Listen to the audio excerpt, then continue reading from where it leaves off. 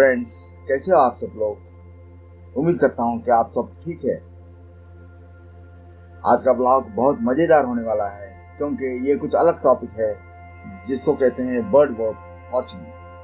तो इसके बारे में मैं बहुत ही विवरण से ये वीडियो बना रहा हूँ, तो कृपया आप प्रकृति से मिले रहे और ब्लॉग का मजा लें।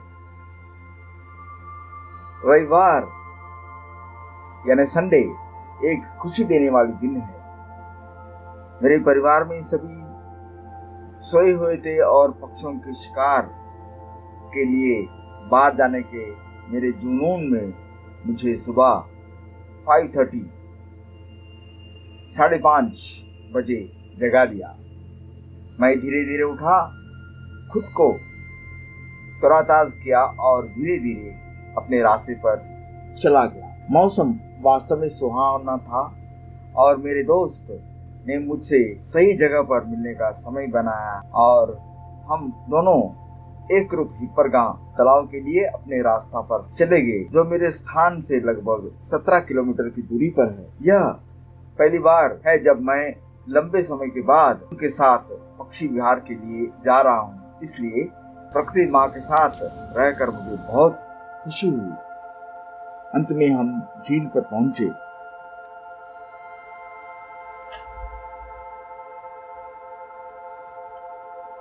बर्ड वॉचिंग बाहर का पता लगाने का एक रोमांचक तरीका हो सकता है, या प्रकृति के भागते समय केवल एक आराम की गतिविधि हो सकती है। दुर्भाग्य से अपने पिछवाड़े में रोमांचक पक्षियों को ढूंढना हमेशा आसान नहीं होता, लेकिन डरो मत, बर्डिंग जाने के लिए शीर्ष वन स्थलों की यह सूची आपको कुछ आश्चर्यजनक खोज करने में मदद करेगी। एक रुख हिप्परगांव तालाब। वास्तव में हिप्परगांव तालाब उर्फ हिप्परगांव झील और झील से जुड़े एक रुख टैंक की परिणति है। यह टैंक उस समय स्थापित किया गया था जब सोलापुर ब्रिटिश शासन के अधीन में था। यह एक निश्चित कर्नल द्वारा स्थापित किया गया था। इस तालाब में साल भर प्रचुर मात्रा में पानी रहता है और यह पूरे सोलापुर जिले के लिए पानी की आपूर्ति का मुख्य नाम है। झील पर एक रुख टैंक को डेके के पूरे क्षेत्र में दूसरी सबसे बड़ी सिंचाई परियोजना माना जाता है। हम दोनों एक बाइक पर निकले और सुबह सुबह होने के कारण यात्रा का आनंद लिया। उन दिनों झील एक संकारी और सुखरी धारा की तरह दिखती थी। हल्की सर्दियों की हवा में लहरों के रूप में पानी क्रिटल उन दिनों झील की संकरी और सुंदरी धारा की तरह दिखती थी। हल्की सर्दियों की हवा में लहरों के रूप में पानी क्रिस्टल स्पष्ट लग रहा था।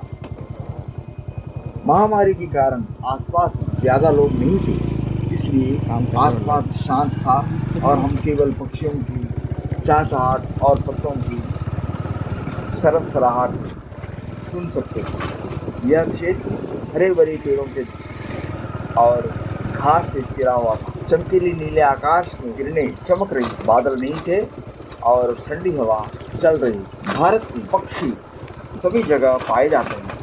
हमारा देश परिंदों की सर्वाधिक विविधता वाले मुल्कों में गिना जाता है। भारत में पक्षी सभी जगह पाए जाते हैं।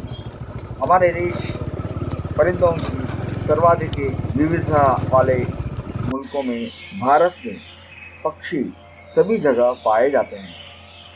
हमारा देश परिंदों की सर्वाधिक विविधता वाले मुल्कों में गिना जाता है, जहाँ पूरे विश्व में पक्षियों की करीब 10,000 किस्में हैं।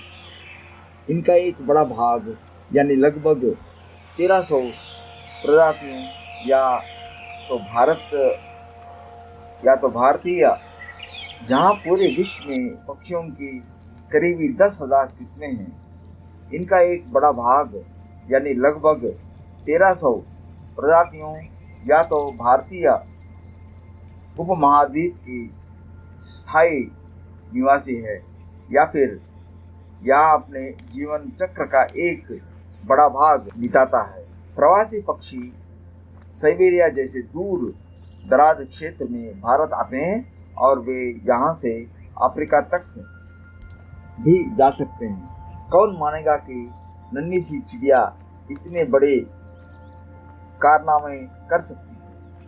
इन्हीं कारणों से इन अद्भुत प्राणियों पर शोध और उनके संरक्षण के लिए हमारा देश एक विशेष भूमिका निभाता है।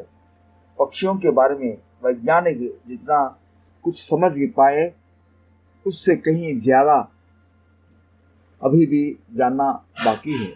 मसलन प्रवासी पक्षी बिना रास्ता भटके हजारों मील लंबा सफर कैसे तय कर लेते हैं या फिर परिंदों के संगीत की बारीकियों के पीछे कर राज छिपा है। पिछले कुछ दशकों में पक्षियों की आवाज़ पर हुए अध्ययन में हमें कई बातें पता लगी है। अक्सर पक्षी हमें दिखाई देने से पहला सुनाई देते हैं।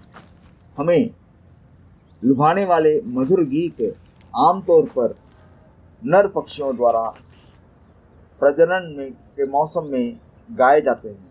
इन गीतों की अवधि कई मिनटों की हो सकती है और अक्सर ये अनेकों बार दोहराया जाता है।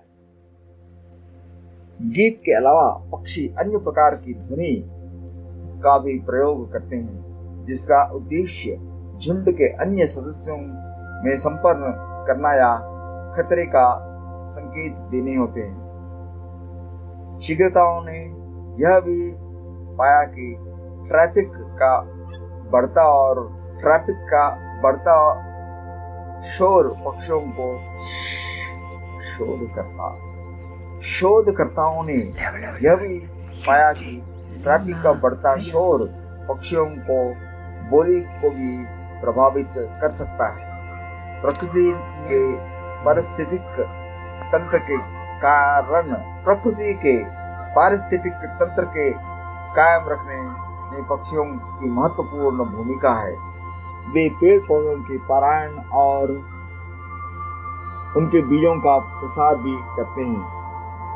इसके अलावा हमारी लोक कथाएं, धार्मिक ग्रंथों और संगीत व अन्य कलाकारों की परिंदों की खास जगह है।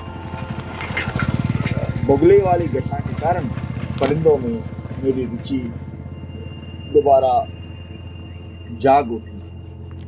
पक्षियों के अनेक देवी देवताओं का वाहन माना गया है और उन्हें कई शासकीय चिन्ह में भी शामिल किया गया है। कई जगहों में पक्षियों के कारण रोजगार के नए अवसर पैदा हुए हैं जिससे स्थानीय स्तर पर आर्थिक विकास को बढ़ावा मिलना है।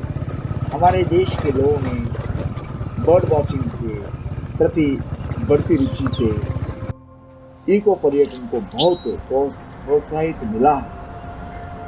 मुझे भी पक्षियों को देखना बहुत पसंद है। इस सिलसिले में शुरुआत संयोगवश हुई थी। एक बार मैं मित्रों को पिकनिक पर ले गया था। वहाँ एक पक्षी की ओर इशारा कर मैंने मित्रों से कहा, देखो एक बगुला। तभी हमारे साथ आए एक मित्र ने बताया कि वह एक गाय बगुले है और भारत में बगुलों की 5 अलग अलग प्रजातियां पाई जाती है। तब पहली बार मैंने उस पक्षी को ध्यान से देखा।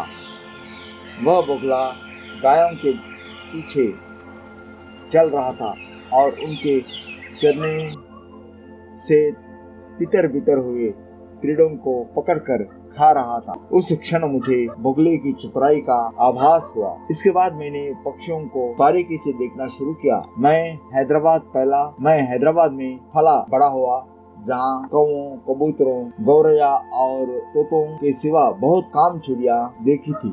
लेकिन मुझे याद है कि जब अमीनपुर अभ्यारण्य घूमने जाता था तब मुझे वहाँ मोर सहित कई और प्रजातियों की चिड़िया भी दिखाई देती थी। लेकिन जैसे ही हम शहर की चहल पहल से वापस लौटते हैं उन पक्षियों को भूल जाते। बगले वाले घटने के कारण परिंदों में मेरी रुचि दोबारा जाग उठी।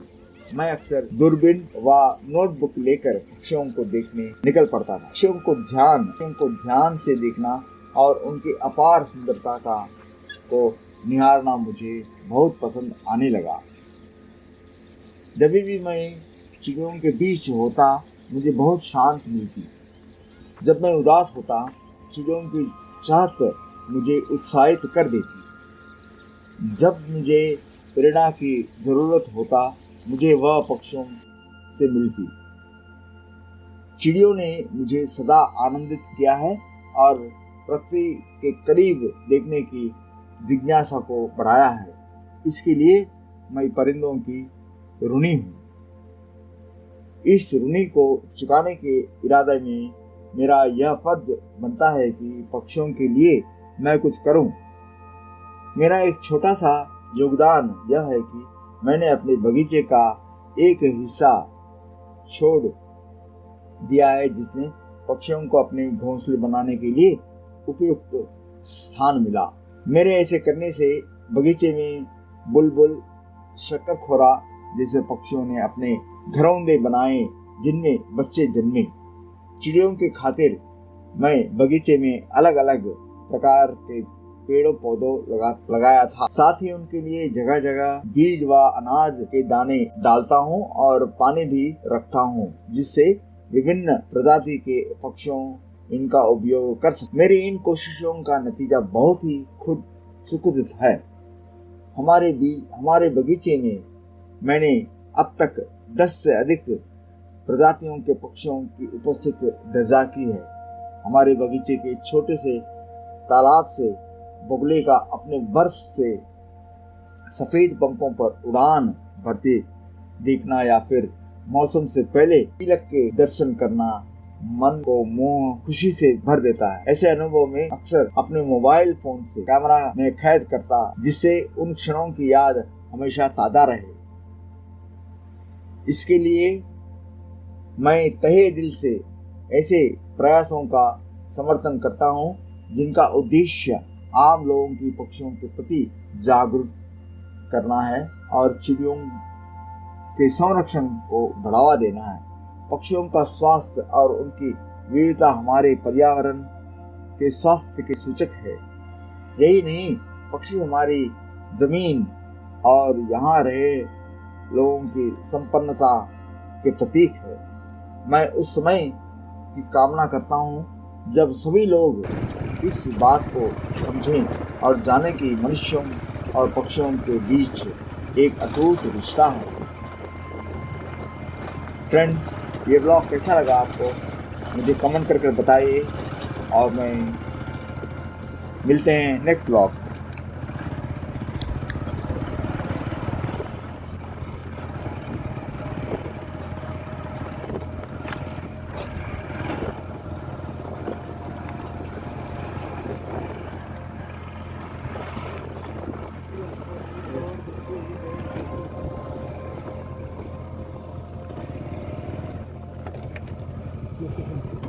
करेंगे हाँ लोकेशन चेक करें।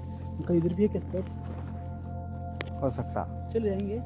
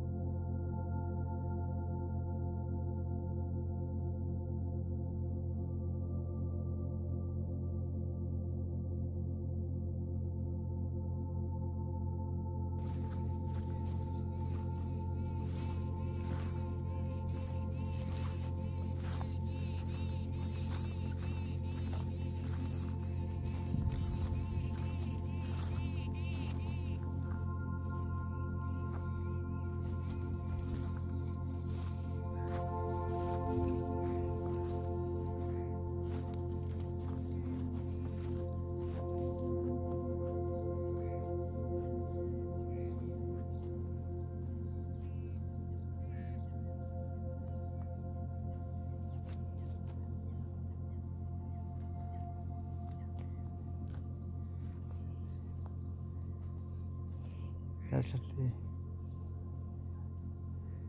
beautiful spot. Just enjoying the natural history of this beautiful place and just under the tree. We are at the forest now. This is Kambar Talao and a very beautiful place. It's very nice for birding and this is really enjoying. Chalo Chetan!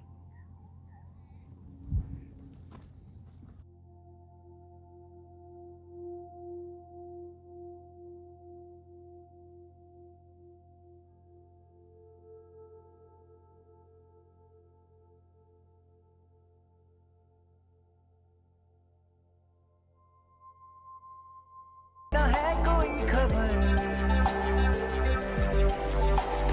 रास्तों से मेरी गहरी यारी हो गई जो फर्ज से भरा था बस्ता वो भी खाली हो गया बुरा है जमाना तू चल टकर न कर अगर मगर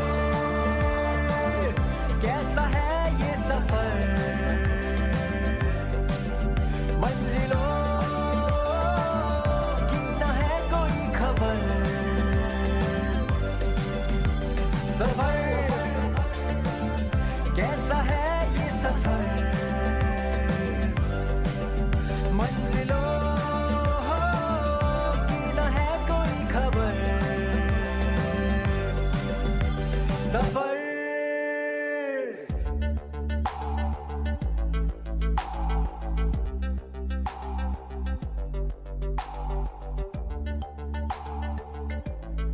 उम्मीद करता हूँ कि आप ये व्लॉग लाइक करेंगे और आपका कमेंट्स ज़रूर मैं देखना चाहता हूँ।